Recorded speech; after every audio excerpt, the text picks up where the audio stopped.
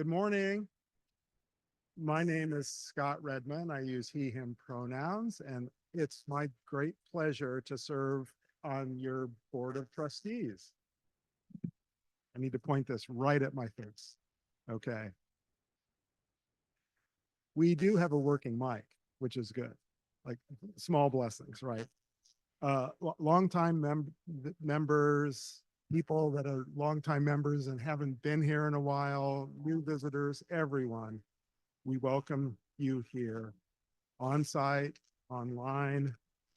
We're glad you're here. We are one people, many beliefs, origins, sexualities, and genders. Love is the power that holds us together. If this happens to be your first time with us, I bid you a special welcome. Thank you for making your way to our community. After the service, I'll be in the back of the sanctuary, over in that corner, I think, to answer any questions you may have about Unitarian Universalism, this congregation, or if you'd like to talk about how to get involved in our community. Please feel free to join me back there. For those of us here in the sanctuary, you can find some hearing assistance devices in the back. I often point to Janie back there. If you need some help, Janie can probably help you find them. There are large print hymnals back there. And for both in the room here and online, we'll be using the screen behind us to follow along with readings and lyrics for the hymns. For those of you online, you have an online chat chaplain. I think that's Bob today. Thank you very much, Bob. And those, if you're online and need some help, just send a chat Bob's way. All of us, remember to visit our website, tahomauu.com, and read our weekly e-news. And if you don't get the weekly e-news, go to the website and sign up. That we have a few announcements. I want to say the board is hosting a town hall meeting on the financial circumstances of the congregation next week. So be prepared next week. Come to the great service and stay after the great service for a great meeting. A number of board members will be there. Special thanks to lots of board members, but especially to Ben Holquist for helping us pull this together. Thanks, Ben. There are other important announcements in the weekly e-news. If you're wondering how you can help us with our helping relocate trans folks to this state, there's things you can read about there. If you're interested in health and safety planning for this congregation, there's a need expressed there. I'm going to invite Sheila Wybrow to make an announcement.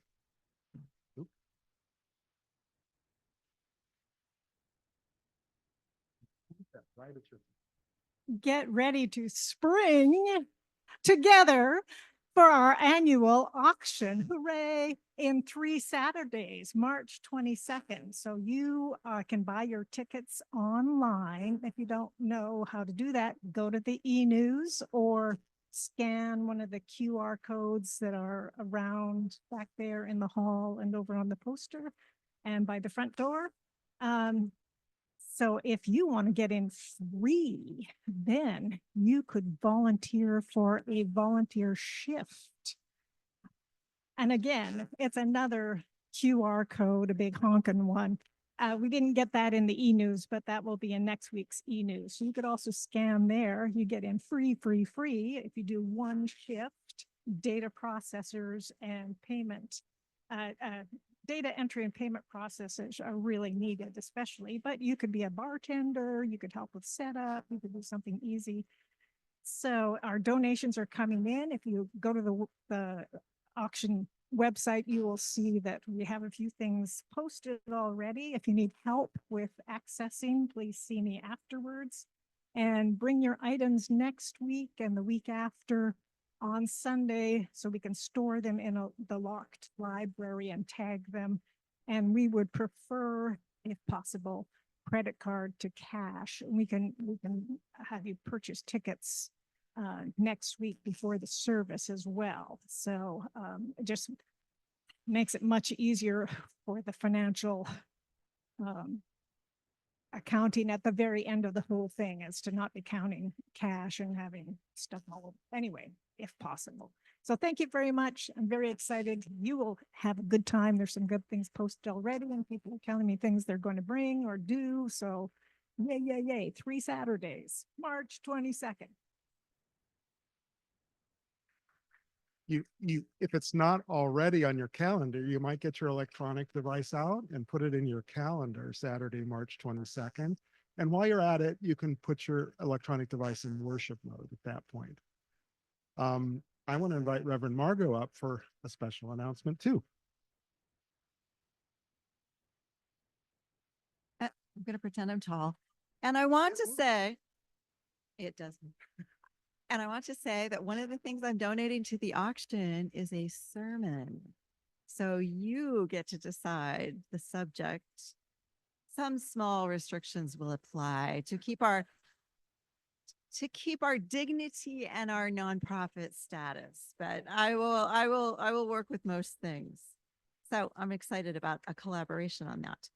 But I'm up here to tell you, hopefully you got, we have printed announcements for the first time in a long time. And hopefully the first announcement on there is about chalice circles. I'm just becoming more and more aware that as we have come in the last few months, we just need a place to talk. We need a place to be together. And on Sunday mornings, we do that. But chalice circles are a place where you can really, where my question is, how are you really doing? And then we'll also have a discussion each time the chalice circle meets. So Maria and I are going to lead these. So there's more on your printed announcement. But if you want to sign up, then email me at minister@tahomauu.com, which is on our website. It's in your handout. And tell me if you need a daytime group or an evening group, because I'm hoping to have one, some of both. All right. You can talk to me more after the service. All right, we're getting there, almost ready for worship.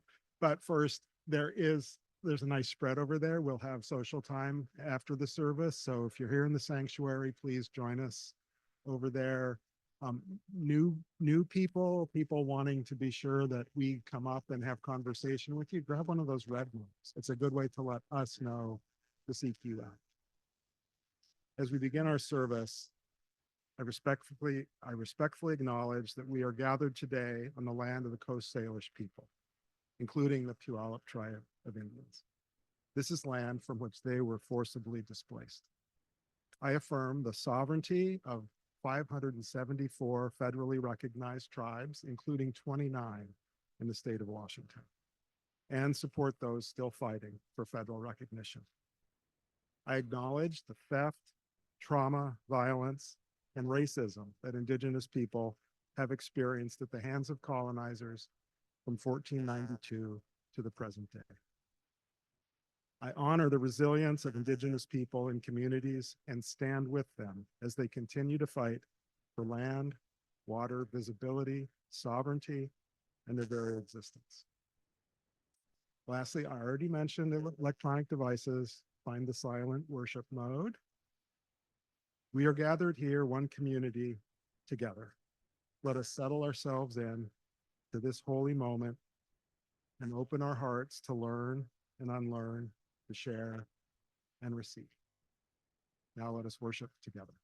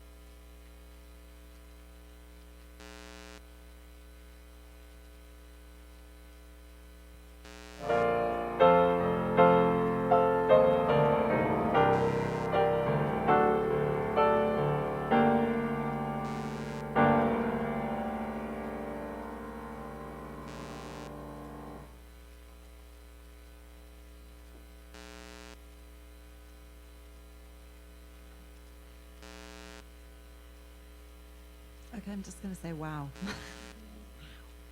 That put some commitment in my morning.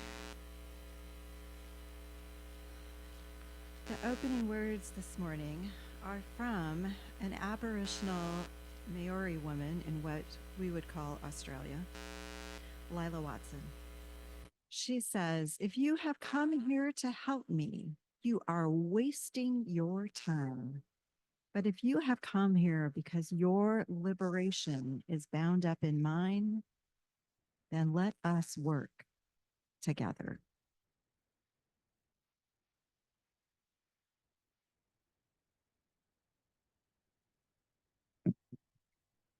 Good morning. Our chalice lighter this morning is Yuri. So Yuri has been opening up our library before and after services to check out books. If you have not seen our library lately, I strongly encourage you. Am I switching? I strongly encourage you to check it out after today's service.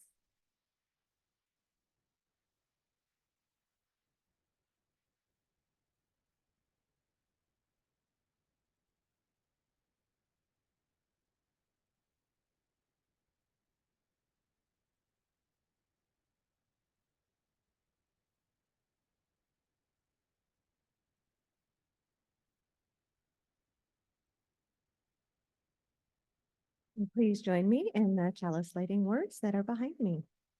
We light this chalice in deep respect for the mystery and holiness of life, in honor and gratitude for those who dwell among us before and faith. I'm going to stop. For the generations to come. Some mornings are just that way, y'all. Our opening hymn is number 149 in the Gray hymnal, Lift Every Voice and Sing, and Lauren is our song leader today.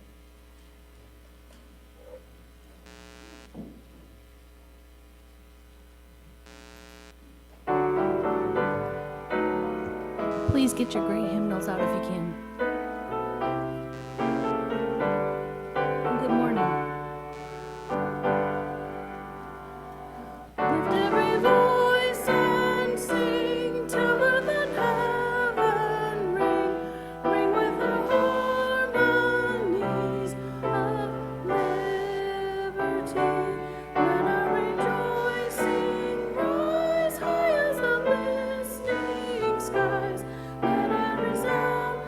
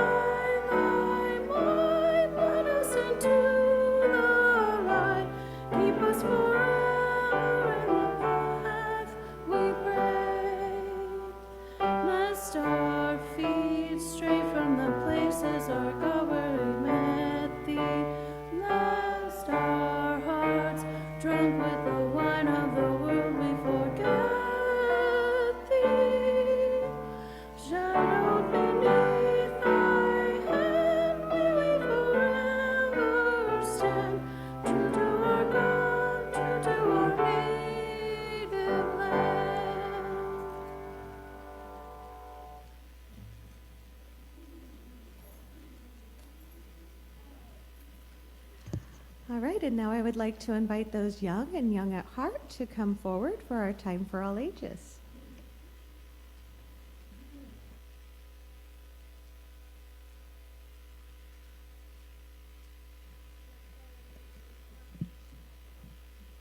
Hi. Hello. Hey, it's so good to see you all. Keep it coming. Keep it coming.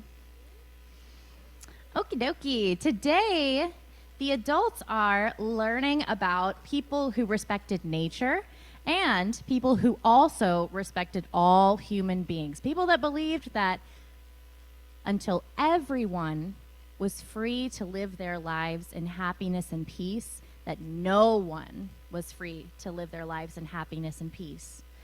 And something really cool about this book is that it actually happened. This is a book that's based on a man named Henry David Thoreau. And they were like, hey, Henry David Thoreau, you need to pay your taxes. And he was like, no, because you all allow slavery, and I hate that, so I'm not going to pay taxes. And so he went to jail.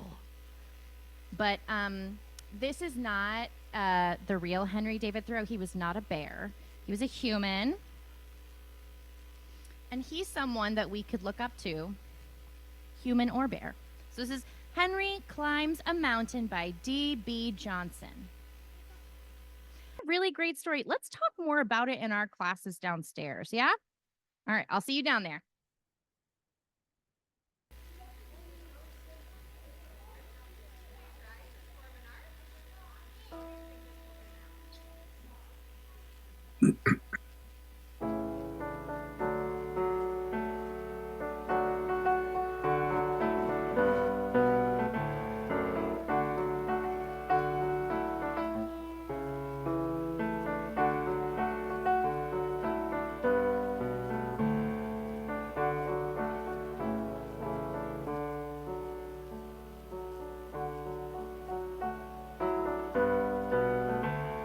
Your heart be at peace as you go to nurture the spark of your precious life. We hold you in our love as you go.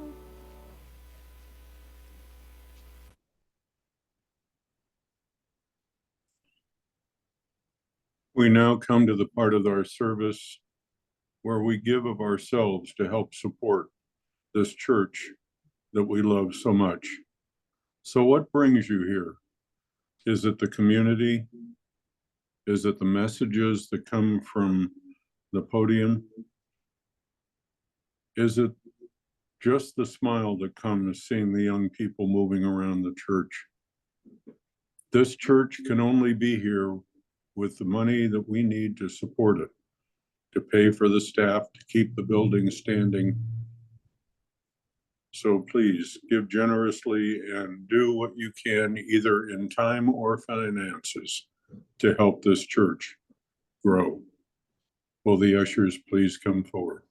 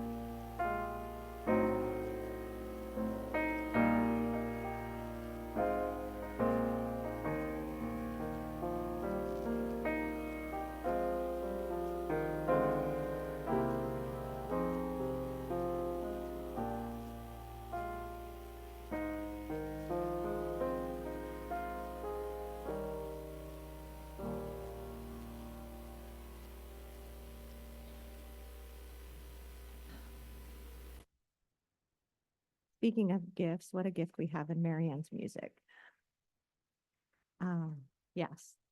So let me see if I can do better with this um, combined reading. We dedicate ourselves and our offerings to the work of this congregation, weaving a tapestry of love we call community, both within and beyond these walls.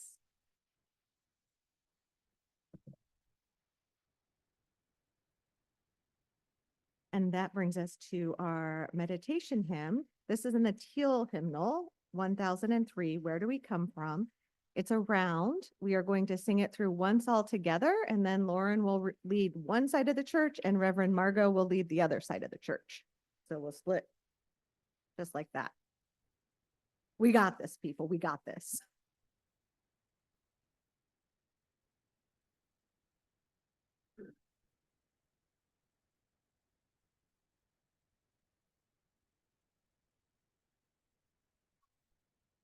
We sing it the second time through when the round starts. You start, we'll do the first two lines and then the second two lines is where the second group starts at. Does that make sense? So mystery is when the second group comes in. Okay, hopefully that helps. So it's confusing for me as well.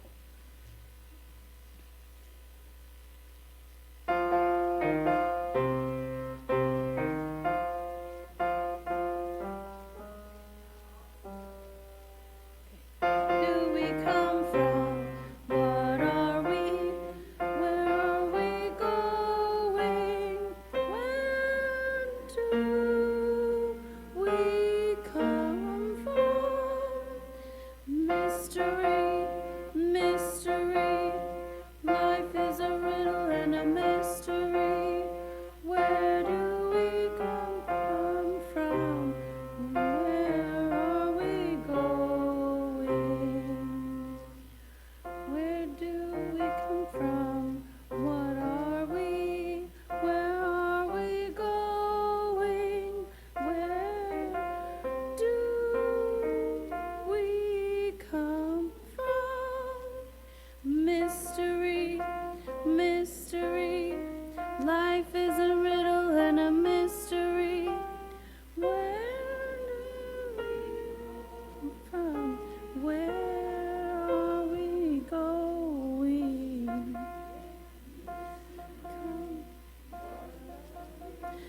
Where are we going? Where do we come from? Mystery, mystery. Life is a middle and a mystery. Where do we come from? Where are we going?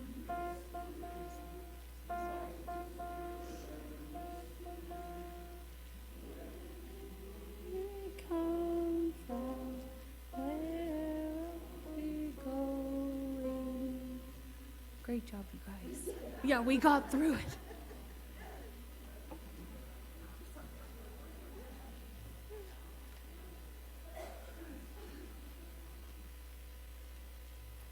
Okay, it was a mystery as to how we got it together. We did. You guys sound great this morning, so don't be like second guessing yourselves or anything. I have two readings that go with the sermon. As some of you are aware, but maybe not all of you, a couple weeks ago, the Unitarian Universalist Association and 26 other faith groups filed suit in federal court to rescind a policy. It's really a memo, but a policy that ICE immigration enforcement could come into educational places, into churches, and this suit talked about just churches.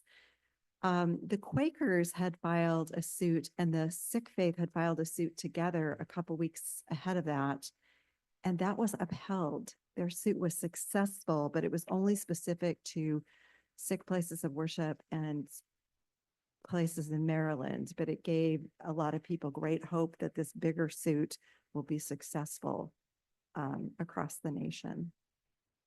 So I want to read from our portion of that lawsuit. Unitarian Universalist congregations face an imminent risk of an enforcement action, as UUA congregations are known for providing sanctuary and resources to immigrants. Several have declared themselves sanctuary congregations and have housed immigrants on a short and long-term basis, including our former UUA president, Peter Morales, I might add. UUA congregations include both documented and undocumented immigrants. Consistent with the UUA's call to care for and minister to immigrants regardless of legal status, many congregations provide social ministries that serve immigrant communities in church spaces, such as food and diaper distribution, English as a second language classes, a migrant-focused early learning program, and other tutoring and skill building. A congregation that hosts an immigrant-related legal clinic has been reported to neighbors to the Department of Homeland Security for having undocumented people on their church property. An enforcement action at the Unitarian Universalist Association place of worship during religious services or other religious activities will significantly interfere with a congregation's ability to welcome the stranger and to provide a sacred space of sanctuary, safety, and trust. An enforcement action will leave UUA congregations unable to fulfill their spiritual mission, one grounded in relationship, community, and spiritual growth by living their values through the outreach or congregant participation in such services.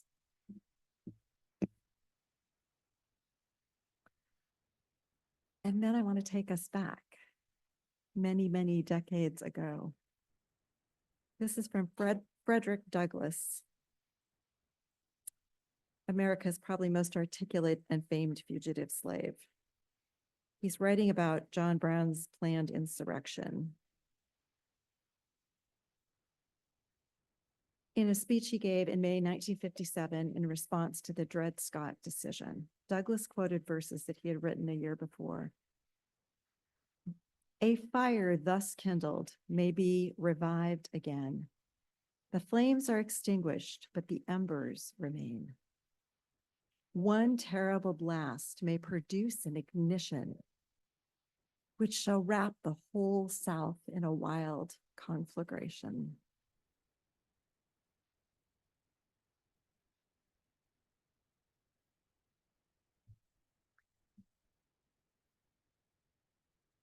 So before I read the lawsuit from the Unitarian Universalist Association and the 26 other faith groups against Homeland Security and other agencies, some of which they named the directors personally, I wanted to preach a really straightforward sermon about Unitarian Transcendentalists, who I'm in love with, and Black abolitionists of the 19th century. And I was originally thinking about this in terms of Black History Month, but I also think we should be celebrating Black history all year long. So after I read the lawsuit, I realized abolitionism, progressive transcendentalist thought, and the lawsuit to keep our government to keep our schools and churches and other religious spaces safe, I realized this is all cut from the same cloth. That immigrants, our neighbors, need to be treated as humans and with all the inherent rights that that entails. It's a third American revolution. This one, may it be my most fervent hope, can be accomplished without any violence or gunfire. That phrase, the second American Revolution, is going to come up several times today. And when you hear it, think about what was happening then and how it parallels what we're going through today. It's issues of immigration now and other persecuted groups now. And it was this focus on abolitionists before the Civil War.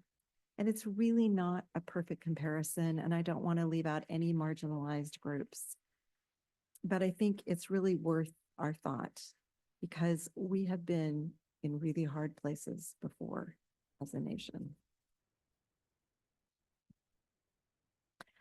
I want to acknowledge I leaned heavily on the work of John Behrens, who's a UU historian, Barry Andrews, who lives up there on Bainbridge Island, and Cynthia Grant Tucker. And there is a book in our library that if you want to know more.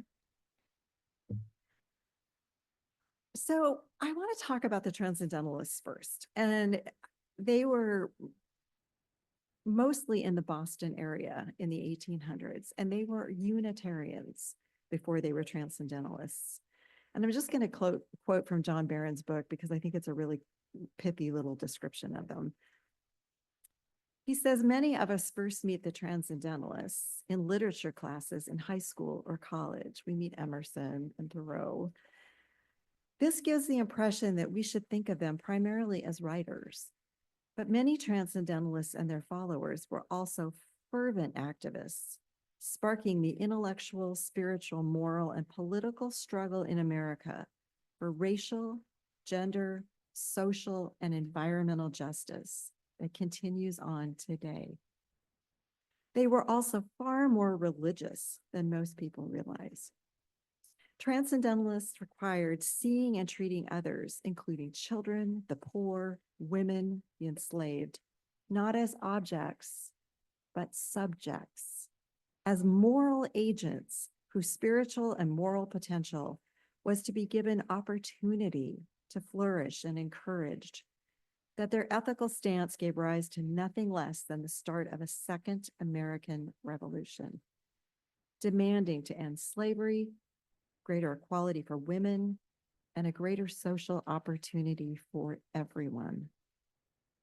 May this narrative help each of us find some story, some forebearer, some inspiration, some suggestion as to how to become more self-transcendent in these, meaning now, difficult times, and to make a difference for those who follow us.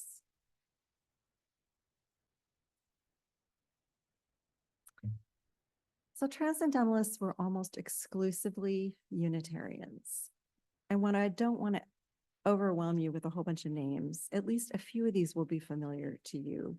William Ellery Channing may not be familiar to a fair amount of you, but he was the most influential Unitarian minister in establishing this liberal theology that was going on in the Northeast states. There's also Ralph and Channing influences everything about Unitarian Universalism today because of that, just that liberal pouring forth. So Ralph Waldo Emerson, Henry David Thoreau, Nathaniel Hawthorne, the Alcotts, both Bronson and Louisa May, Margaret Fuller, Elizabeth Peabody, both for women's rights, Horace Mann, who brought us free public schools, Julia Ward Howe, who wrote the song about John Brown's body and rewrote it into the Battle Hymn of the Republic. I'm telling you, if you haven't heard the Battle Hymn of the Republic lately, you owe it to yourself.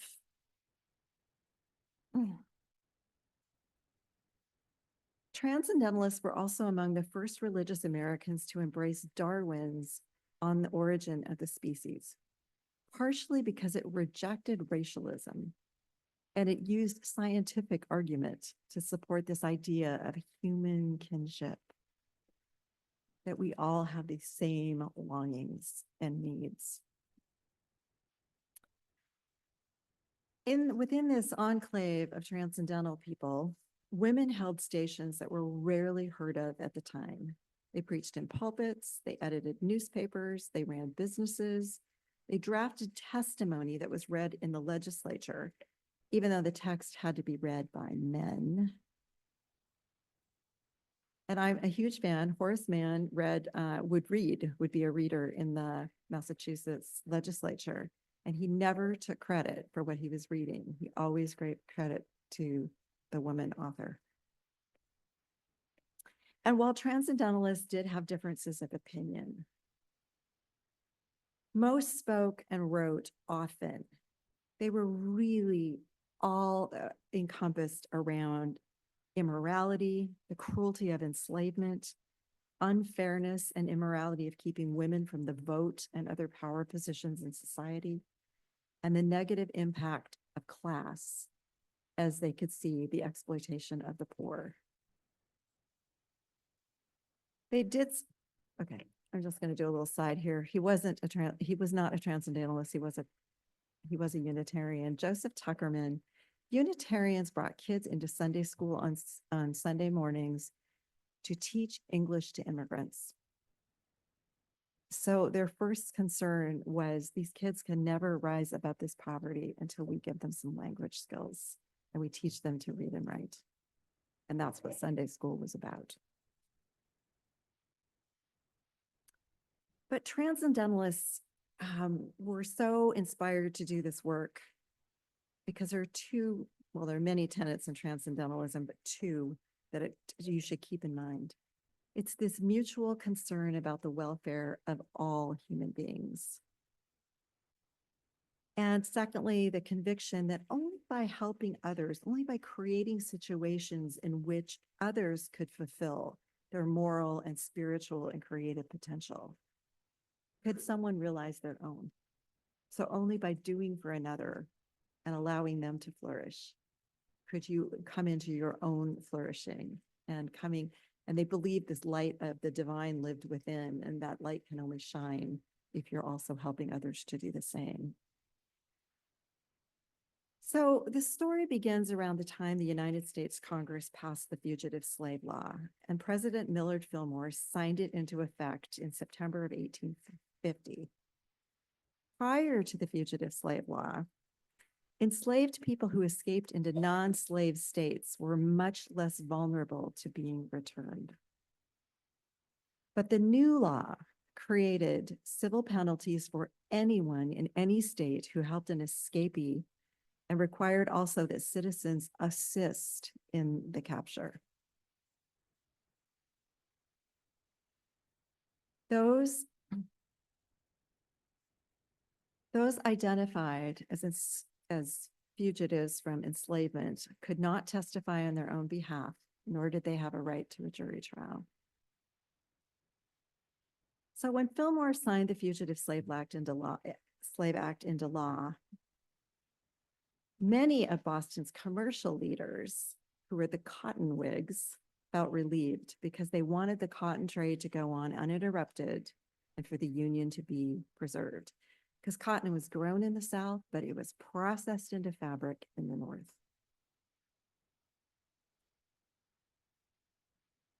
The other branch of the Whig Party was called the Conscience Whigs. So that's where you'd find the abolitionists, the Transcendentalists.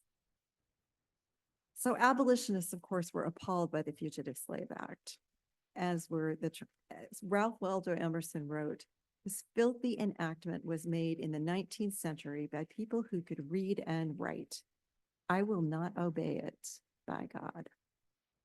So we have Emerson and we had Thoreau going to jail. And then I want to introduce you to Lewis Hayden, who was an African-American man and the leader of Black Boston, perhaps the most effective activist and abolitionist in the Boston area. And of course, friends with Frederick Douglass. Hayden is often left out of the history books. He was born into slavery in Kentucky in 1812, and he eventually grew up and took a wife and they had a child. But the wife and the child were sold deep into the South.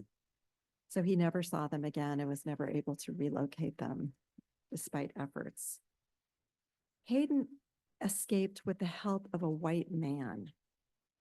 He went north to Boston and he arrived there in 1845, which is before the Fugitive Slave Act. So Hayden quickly, he could move about in society because Massachusetts was not sending enslaved people back.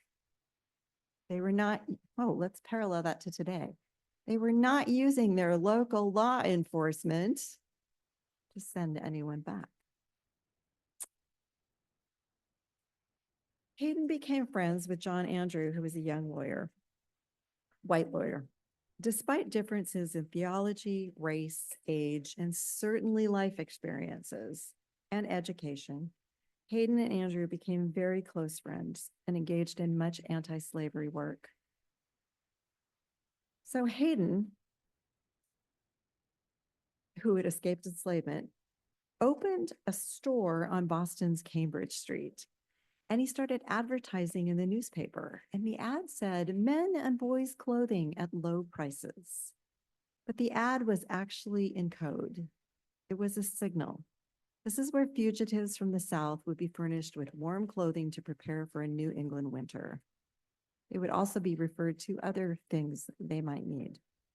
Hayden, and he did take a second wife, Harriet, they came to run a boarding house, which provided shelter, food, and clothing to fugitive slaves. And it later became a stop on the Underground Railroad. They helped over 100 people escape to freedom. Hayden also worked closely with Robert Morris, whom Transcendentalists helped become the first Black lawyer in Boston. They did not take credit for his hard work. They did not take credit for his intellect, but what they did is help to pay for his education and to help open doors by introducing him to people so that his law practice could flourish.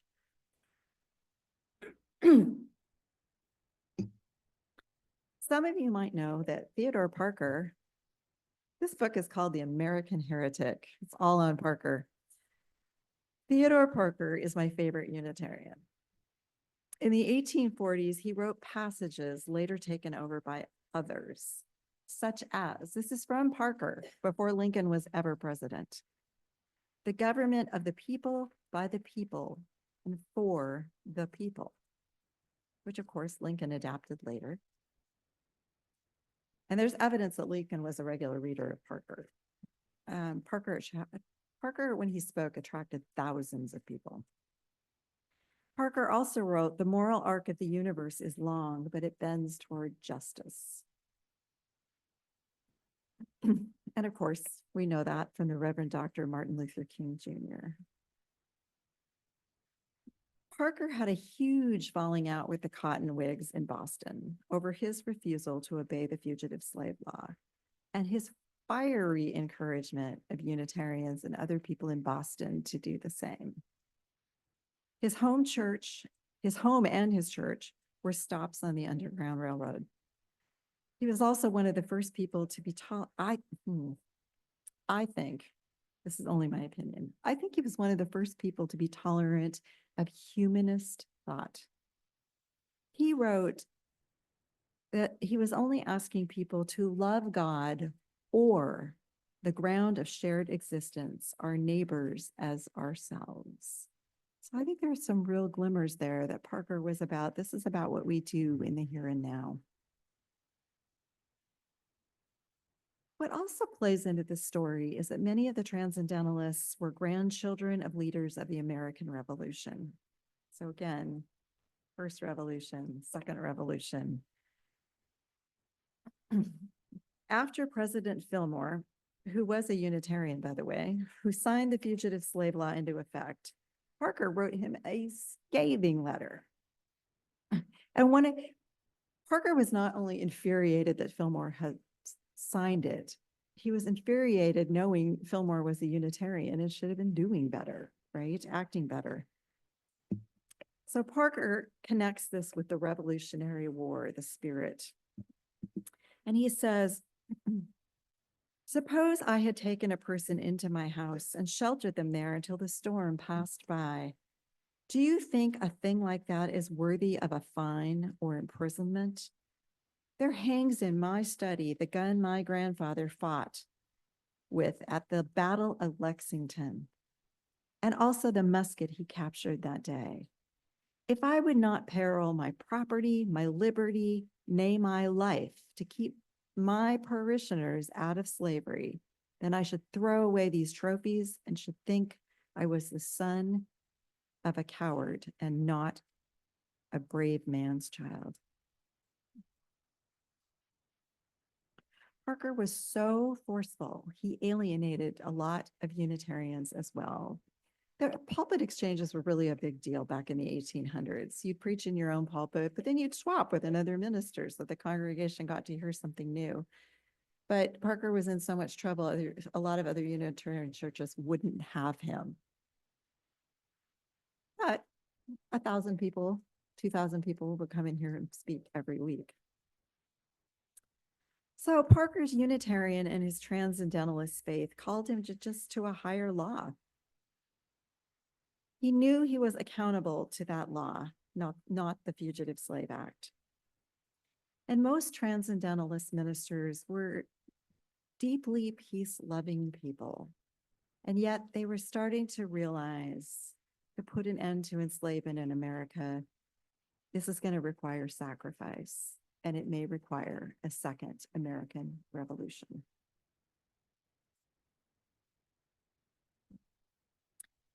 So Parker and Lewis Hayden had helped consolidating ever-increasing numbers of Black and white abolitionists into the Boston area. Frederick Douglass came to speak, and Parker was advocating for forming these same kind of committees that they'd had before and during the Revolutionary War, because these committees were really successful. And the meeting concluded, with Constitution or no Constitution, we will not allow a fugitive slave to be taken from Massachusetts. So one of these committees was the Vigilance Committee. So abolitionist lawyers filed suits against people who came up trying to get enslaved people and take them back, and they were called slave hunters. So they started filing lawsuits against them, getting them jailed, and they would have to post a bond to get out, which took time. They also sent Parker to confront slave hunters at their hotel. I think a little mayhem ensued after that one. They did use nonviolence whenever possible. They engaged in jailbreaks for people awaiting trial or people waiting to be sent back to the South. And with all of this going on, people, just general people in Boston, started to say, you know, we're not okay what's going on in our city, and we're not going to obey that fugitive slave law. So people started crossing over. And I want really for you to think about that in terms of today.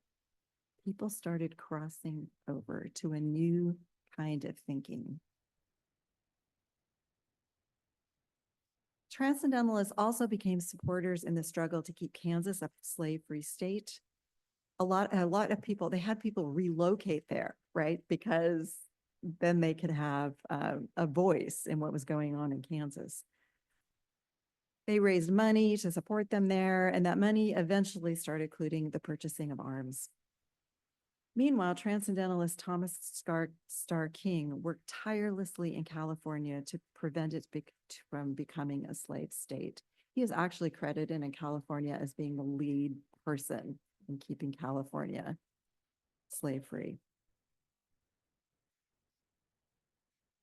Some Transcendentalists, including Theodore Parker, and there were 6 main, I think they were called the Gang of Six, literally 6 people, who started backing the efforts of John Brown, the abolitionist, who of course used violence, blew up things, got in hand-to-hand combat.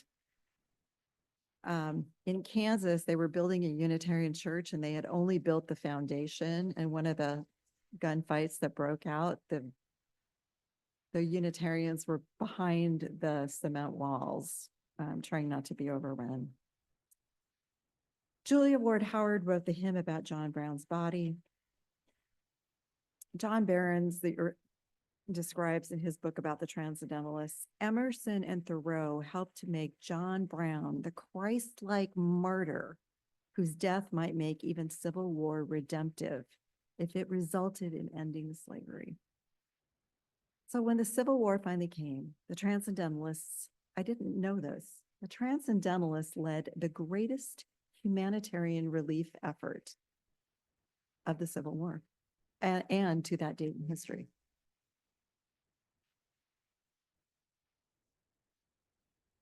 So I am going to wrap this up. I know I'm running long. But Parker and Frederick Douglass had a friendship.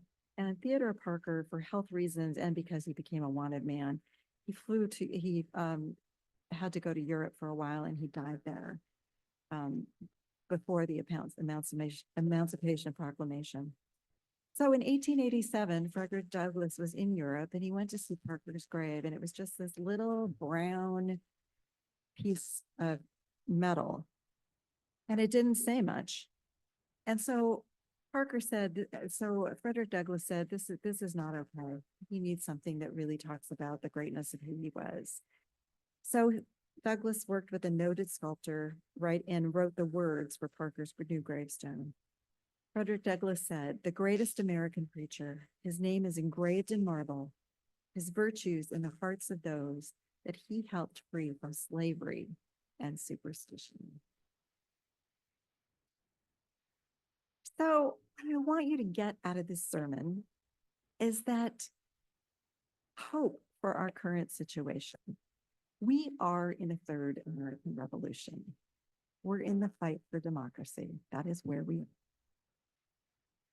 I also want to strongly emphasize, I'm not encouraging us to take up arms or engage in violence. I am only encouraging nonviolent, but no less impassioned resistance.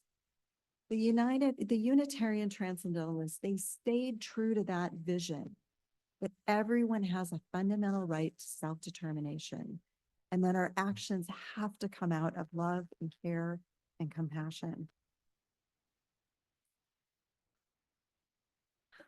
And that we have to love our neighbor and want their welfare, want best for their welfare as much as we want for our own.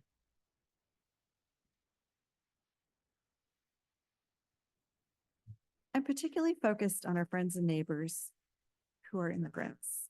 They need our support right now, both in immigrant agencies in town, their staff, and the people and the families they serve. They are receiving an increase in hostile and aggressive email criticizing what they do. I am proud that our denomination is part of this lawsuit. Kinsey, who was up here, our director of Kids RE, and the board and I worked on a response should ICE try to enter our building. And you may not know this, but occasionally there are people who have the physical appearance that ICE might be interested in. It's probably not likely they're going to come in this building, but if they are, we now have a policy. We're now prepared. We now have actions we can take.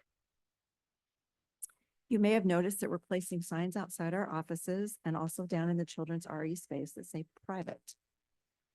And that's part of the response. And that's because without a warrant for search, they cannot come into anything that's labeled private. So we are now a private space during the week. We are only public on Sunday mornings. I want to close with the opening words that underline the importance of working in collaboration and mutual respect. And I want to go back to our Maori woman. If you've come here to help me, you are wasting your time. But if you come here because your liberation is bound up in mine, then let us work together. Amen.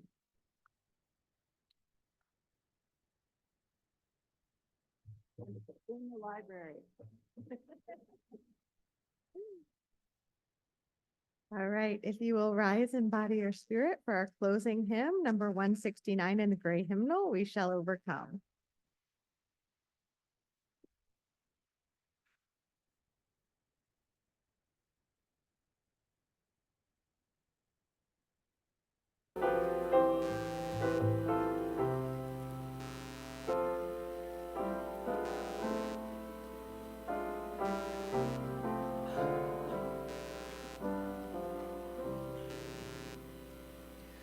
We shall overcome. We shall overcome. We shall overcome someday. Oh, deep in my heart, I do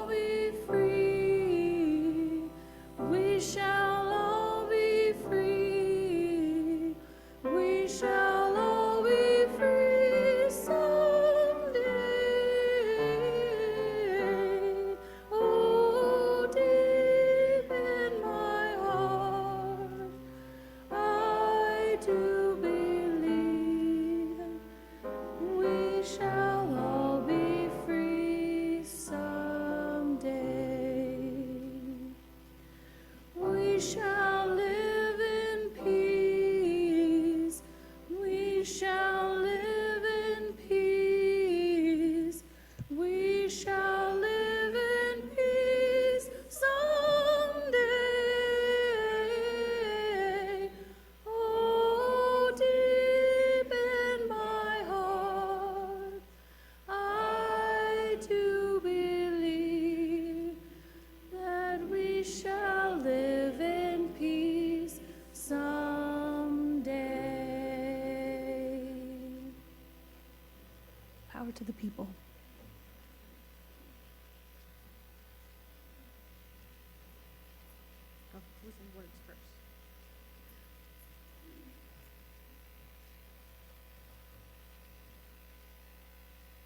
Our closing words are from Andrea Hawkins Camps, and it's entitled Be About the Work. May we see all as it is, and may it all be as we see it. May we be the ones to make it as it should be, for if not us, then who?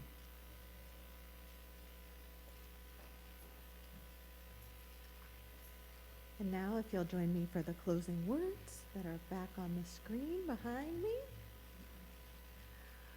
We extinguish this flame, but not the light of truth, the warmth of community, or the fire of commitment. These we carry in our hearts until we are together again.